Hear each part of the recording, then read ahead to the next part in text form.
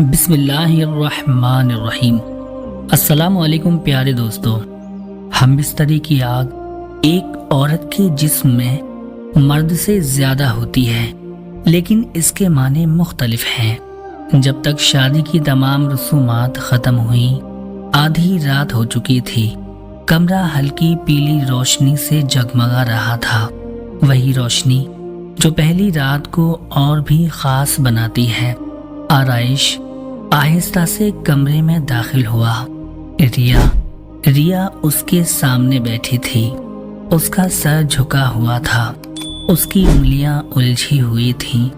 وہ دونوں جانتے تھے کہ اس رات کی امید کیا ہوتی ہے، معاشرہ کیا سوچتا ہے، لوگ جیسے اہم سمجھتے ہیں، لیکن حقیقت میں دونوں کے ذہن میں ایک ہی چیز تھی، خوف اور ہچکچاہٹ۔ آرائش نے خاموشی توڑتے ہوئے نرمی سے کہا، ریا، آج تم گھبرا رہی ہو تو ٹھیک ہے، ہم کسی بات میں جلدی نہیں کریں گے، پہلے ایک دوسرے کو سمجھ لیں۔ ریا نے اسے دیکھا، اس کی آنکھوں میں سکون تھا۔ ریا بولی، میں تمہیں جاننا چاہتی ہوں آرائش، بس اتنا ہی۔ اس نے آہستہ سے کہا۔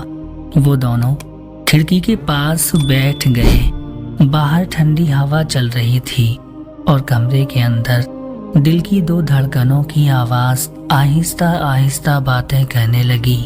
بچپن، کالج، خواب، خوف اور وہ باتیں جو انہوں نے کبھی کسی کو نہیں بتائی تھیں۔ جیسے جیسے رات بڑھتی گئی، ان کی شرم و حیا، ہچکچاہٹ اور فاصلے پگھلتے گئے۔ ریا نے اپنے دل میں یہ خوف محسوس کیا کہ پہلی رات کا دباؤ ختم ہونے لگتا ہے۔ آرائش نے اس کا ہاتھ تھاما، بہت ہلکے سے، جیسے پوچھ رہا ہو، کیا میں یہ کر سکتا ہوں؟ جواب میں ریا نے ویسے ہی ہلکے سے ہاتھ دبایا۔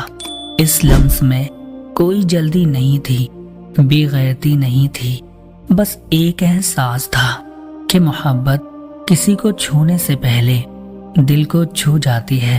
اور اس رات روشنی مدھم ہوتی گئی، بات چیت گہری ہوتی گئی، اور پہلی بار دو اجنبی لوگ ایک دوسرے کے قریب آئے۔ اس لیے نہیں کہ وہ شادی شدہ تھے، بلکہ اس لیے کہ وہ دونوں ایک دوسرے کے ساتھ محسوس کرتے تھے۔ شادی کی رات جسمانی ہو سکتی ہے، لیکن یہ دو روحوں کا اتحاد ہے جو واقعی اس رات کو خاص بناتا ہے۔ اور ریا اور آرائش کے لیے یہ رات اس اتحاد کی شروعات تھی۔